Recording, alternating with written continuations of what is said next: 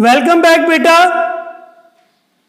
मेरे YouTube channel में आपका स्वागत है। बच्चों, हम लोगों ने अभी तक 1 से लेके 10 तक की भाज्यता के नियमों को अच्छी तरह से पढ़ा, यानी कि डिविजिबिलिटी के जो रूल्स हैं उनको 1 से लेके 10 तक हमने भाई अच्छे से सीखा कि किस तरह गिवन नंबर में विदाउट डिवाइडेशन प्रोसेस के हम पता लगा सकते हैं कि जो हमारा गिवन नंबर है वो किसी निश्चित नंबर से पूरी तरह भाज्य है या नहीं है। बच्चों, इसी कड़ी में आज की क्लास में हम लोग 11 से लेके आगे तक भाज्यता के नियम या डिविजिबिलिटी के रूल्स जानेंगे।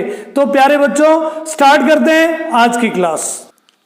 बेटा, बात करते हैं हम 11 की डिविजिबिलिटी की या 11 के भाज्यता के नियम की। ठीक है बेटा, 11 के भाज्यता का नियम क्या कहता है? बेटा, 11 की जो डिविजिबिलिटी है वो क्या है? उसमें दरअसल में हमें ये ध्यान रखना है, हमें कुछ नहीं करना, जो भी हमारे इवन और ऑड यानी जो हमें गिवन नंबर है या दी हुई संख्या है उसमें हमें क्या करना है? सम स्थान और विषम स्थान पर आने वाले अंकों को आपस में जोड़ना है। सम स्थान पर आने वाले अंकों को एक तरफ और विषम स्थान पर आने वाले अंकों को एक तरफ, यानी इवन नंबर्स को एक तरफ, इवन नंबर में इवन प्लेस पे जो नंबर आ रहे हैं यानी इवन का जो स्थान है वहां पे, और ऑड का जाए वहां ऑड वालों को आपस में जोड़ लेना है, फिर उनको आपस में घटाना है। बेटा, अगर घटाने पे उनका डिफरेंस 0 या 11 से भाज्य कोई संख्या आती है तो हम कह सकते हैं कि जो हमारा गिवन नंबर है वो 11 से पूरा पूरा डिविजिबल होगा या 11 से पूरा पूरा भाज्य होगा। वही डेफिनेशन है बेटा, दी हुई संख्या के सम एवं विषम स्थानों पर आने वाले अंकों के योग को आपस, यहां बेटा स है, आपस में घटाने पर यदि 0 या 11 या 11 से भाज्य संख्या प्राप्त होती है तो हम कह सकते हैं कि 11 से पूरी पूरी भाज्य होगी। ठीक है बेटा, इंग्लिश में डेफिनेशन की बात करें तो क्या है? देखिए, a number is divisible by 11 if the sum, if लगते ही मतलब वहां कंडीशन लग जाती है। ठीक है बेटा, if the sum of the digit in the odd places and the sum of the digit in the even places difference is a multiple of 11, multiple of 11 और 0, यानी या तो 11 के गुणज होने चाहिए 11 के या 0 होना चाहिए। तो अगर ये प्राप्त होता है तो हम कह सकते हैं कि जो हमारा गिवन नंबर है या दी हुई संख्या है वो 11 से भाज्य होगी। करना क्या है बेटा? हमें 2 काम करने हैं। पहले हमें क्या करना है? हमें दी हुई संख्या के सम और विषम स्थानों पर आने वाले अंकों को आपस में जोड़ना है। ठीक है, सम और विषम का जो योग प्राप्त होगा उसको घटाना है। यदि 0 और 11 से भाज्य संख्या प्राप्त होती है तो हम कह सकते हैं कि 11 का पूरा पूरा भाग जाएगा या संख्या जो है, नंबर जो है वो 11 से पूरी पूरी डिविजिबल होगी। 2 चीजें ध्यान रखनी है बच्चा। पहली चीज क्या है? हमें इवन और ऑड स्थान पे आने वाले अंकों को आपस में जोड़ना है। सेकंड थिंग क्या करनी है? उनको आपस में घटाना है, सब्सट्रैक्ट करना है। जब हम घटाएंगे तो हमें आंसर या तो 0 प्राप्त होगा या 11 के मल्टीपल, मल्टीपल का मतलब होता है गुणज, 11 के गुणज प्राप्त होंगे, गुणज प्राप्त होंगे यानी 11 से कोई भाज्य संख्या प्राप्त होगी। अगर ये प्राप्त हो रही है तो हमारा जो गिवन नंबर है वो 11 से पूरी पूरी तरह डिविजिबल है। अगर ये चीज प्राप्त नहीं हो रही भाई, ना तो 0 प्राप्त हो रहा है ना 11 से डिविजिबल कोई नंबर प्राप्त हो रहा है, तो हम कह सकते हैं कि तो फिर ये 11 से डिविजिबल गिवन नंबर है वो नहीं है।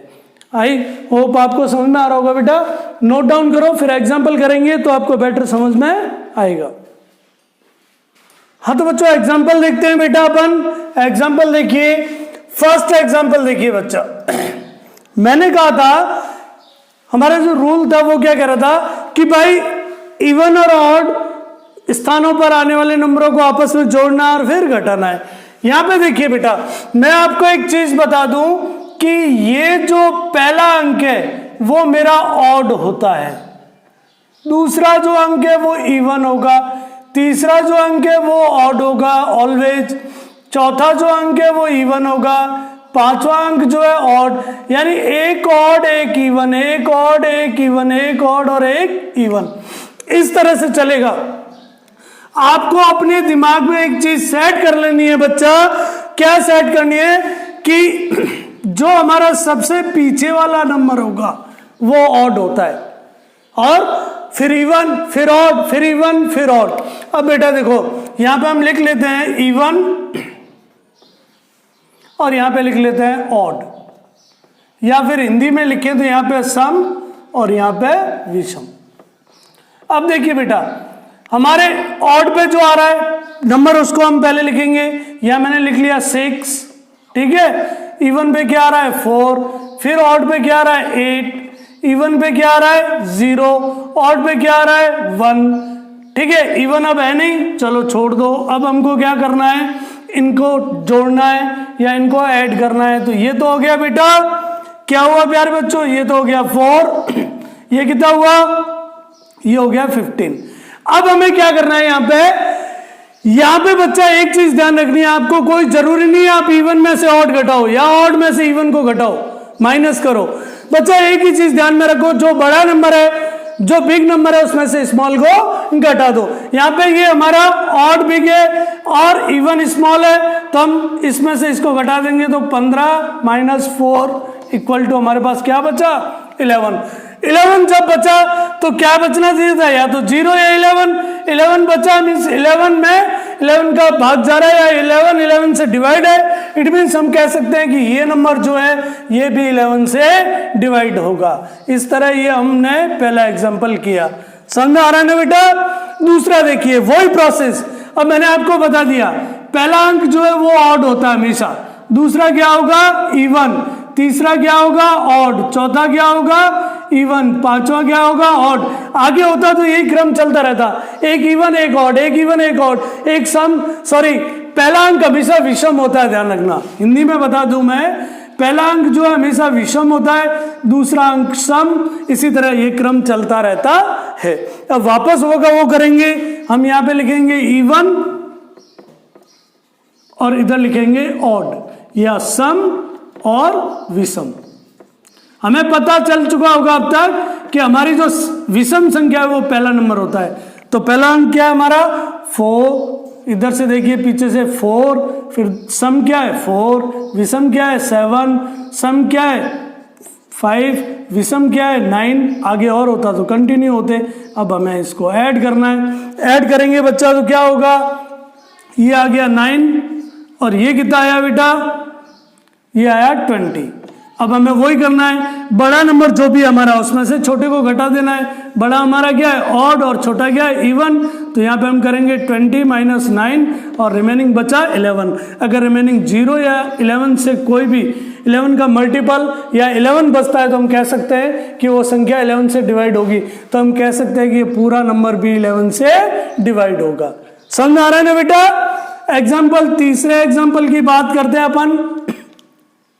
अब तो आपको पता चल गया होगा कि हमारा जो अंतिम अक्षर है वो विषम नंबर है। तो विषम क्या है, यहां पे बेटा आपको ये नंबर नहीं देखना। काफी बार बच्चे क्या करते हैं कि नंबर को देख लेते हैं, यार 2 है तो ये क्या है, ये इवन नंबर है या सम संख्या है। नहीं बेटा, हमको तो सिर्फ नंबर काउंट करने हैं, 1 2 3 4 5 6। एक हमेशा क्या होता है, एक नंबर पे ऑड होता है, 2 क्या होता है इवन, 3 क्या होता है ऑड, 4 नंबर पे जो भी आएगा वो इवन होगी, 5 नंबर पे जो भी आएगी वो ऑड, 6 नंबर पे जो भी होगी इवन।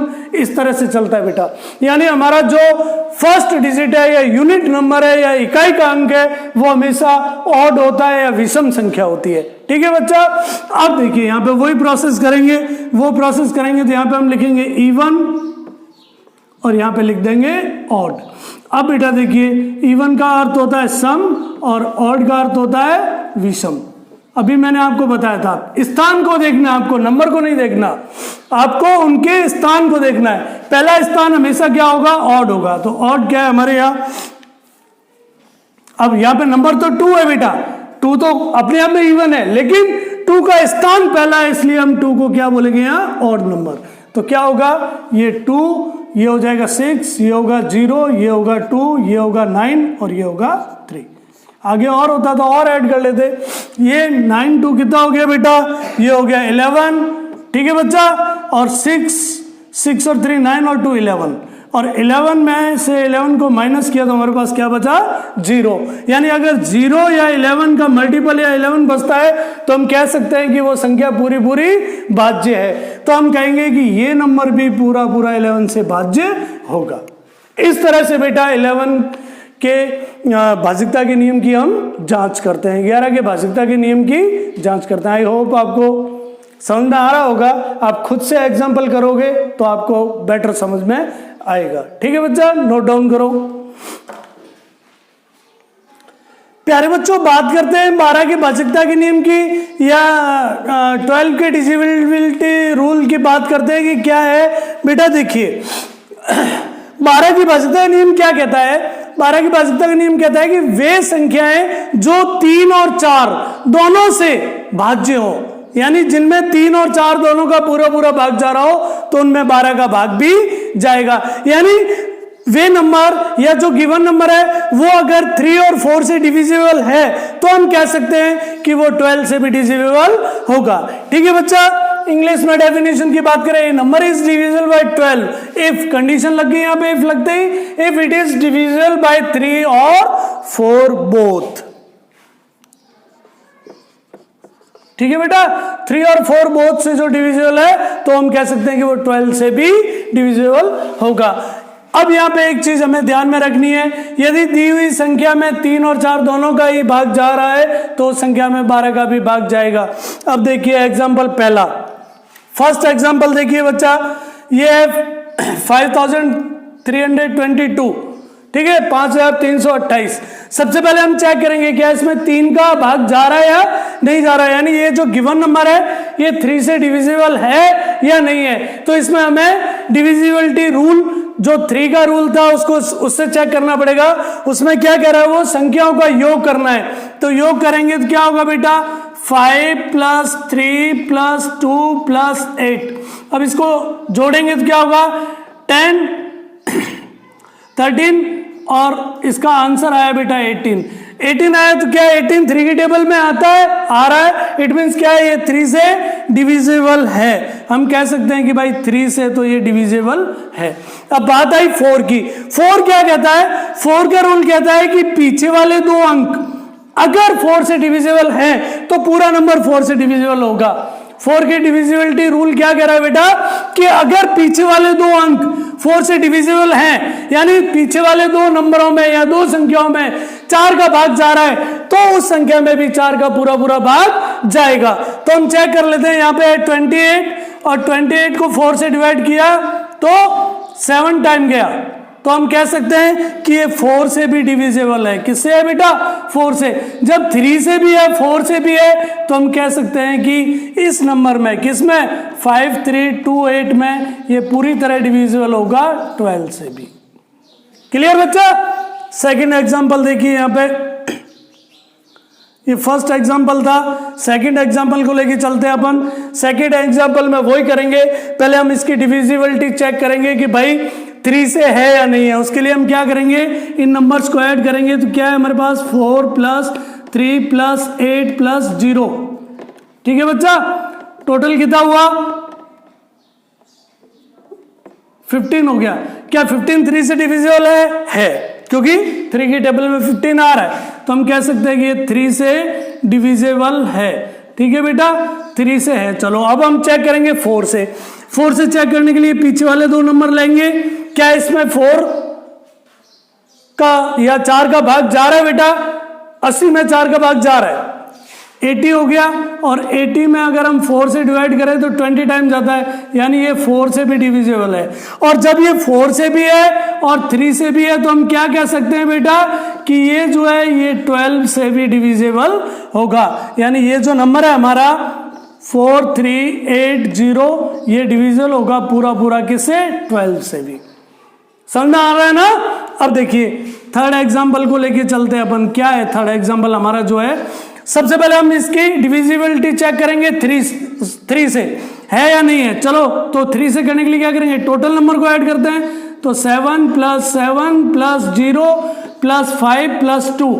ठीक है बेटा, अब इसको ऐड किया तो ये हो गया 7 7 7, तो टोटल हो गया 21। 21 में जा रहा है ना बेटा 3 का, तो ये 3 से डिविजिबल है, यानी पहली कंडीशन तो हमारी ट्रू हो गई कि ये 3, इसमें 3 का पूरा पूरा भाग जा रहा है, पहली कंडीशन तो हमारी सत्य हो गई। अब हम देखेंगे क्या इसमें 4 का भी जा रहा है, 4 का भी जा रहा है बेटा। देखिए लास्ट 2 नंबर देखिए 52, और 52 को जब हम डिवाइड करेंगे 4 से तो कितने टाइम गया बच्चों,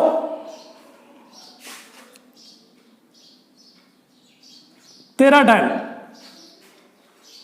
ठीक है बच्चा, तो इसका मतलब क्या है, 4 से भी डिविजिबल है, हम कह सकते हैं सेकंड कंडीशन भी हमारी ट्रू हो गई, दूसरी बात भी सत्य हो गई, 3 से भी है और 4 से भी है। जब दोनों से है तो हम क्या कह सकते हैं कि ये किससे, 12 से भी पूरी तरह डिविजिबल होगा, यानी इसमें 12 का भी पूरा भाग जाएगा।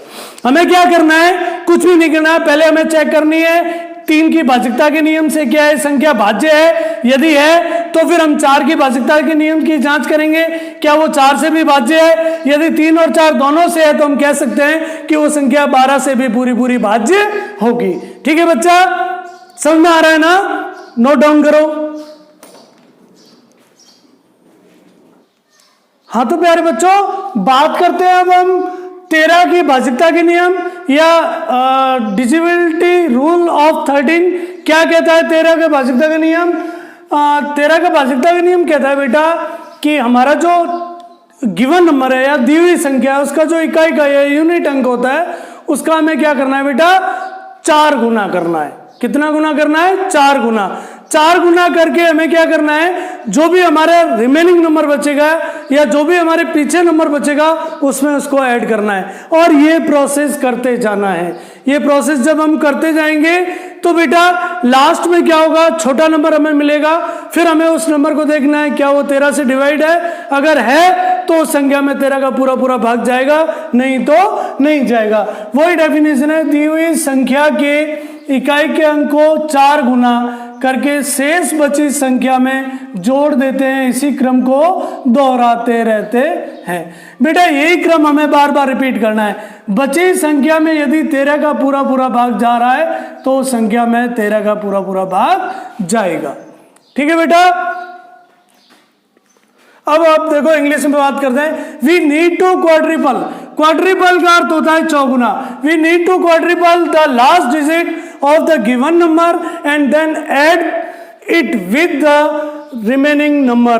If the result is divisible by 13 then the original number will also be divisible by 13। वही है बेटा, हमें उसको क्या करना है, जो भी हमारा इकाई का अंक है उसको 4 गुना करना है, 4 गुना करके बची हुई संख्या में जोड़ना है। इसी क्रम को हम बार बार रिपीट करते रहेंगे। कब तक करेंगे, जब तक करेंगे जब तक हमें छोटा नंबर प्राप्त नहीं हो जाता। फिर उस छोटे नंबर को हम 13 से डिवाइड करके देख लेंगे, 13 का भाग देके देख लेंगे। यदि उस छोटे नंबर में 13 का भाग जा रहा है तो उस संख्या में 13 का भाग जाएगा, अन्यथा नहीं जाएगा। नोट डाउन करो, एग्जाम्पल करेंगे तो और अच्छा समझ में आएगा। हाँ तो बेटा एग्जाम्पल लेके चलते हैं अपन 13 की भाजकता के नियम से। क्या कहता है बेटा, हमें देखो फर्स्ट एग्जाम्पल देखिए, थोड़ा ध्यान से देखना। हमें क्या करना है बेटा, जैसे पहला एग्जाम्पल है हमारा 1599, पीछे वाले अंक का हमें 4 गुना करना है। 4 गुने का मतलब क्या हुआ, पीछे वाला अंक हमारा क्या है, इकाई का अंक 9, और इसका हमें 4 गुना करना है तो 4 से मल्टीप्लाई करो, ये आ गया 36 आ गया बच्चा। अब देखो हमारे पास रिमेनिंग नंबर क्या हुआ, 9 तो गया, पीछे बचा 159 और इसमें हमें ऐड करना है 36।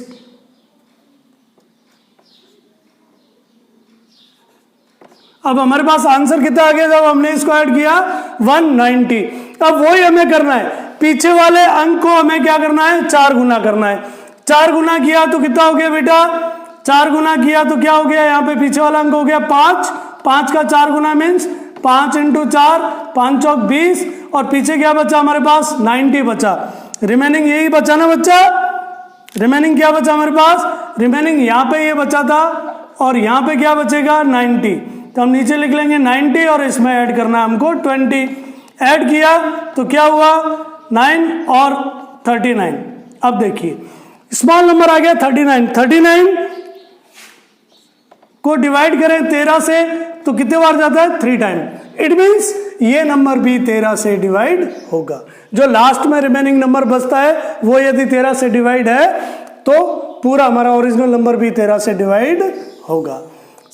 दूसरे एग्जाम्पल को देखते हैं बच्चा। दूसरे एग्जाम्पल में क्या है, देखिए बेटा यहाँ पे जो हमारा यूनिट अंक है या इकाई अंक है वो 8 है, तो 8 का 4 टाइम करेंगे तो क्या होगा, 8 इंटू 4 32 हो गया। अब यहाँ पे रिमेनिंग नंबर हमारे पास क्या बच रहा है, 1164, तो इसको हम नीचे लिख लेंगे 1164 और इसको ऐड करेंगे हम 32 को इसमें। जब 32 हमने ऐड किया तो आंसर क्या है बच्चा, 1196। अब यहाँ पे जो हमारा यूनिट अंक आ गया, इकाई का अंक आया वो है 6, तो 6 का 4 टाइम करेंगे तो 6 इंटू 4 कितना है बेटा, 24। अब हम क्या करेंगे, हमारे पास रिमेनिंग कितना बचा बेटा, यहाँ पे 119 और इसमें ऐड करेंगे हम 24।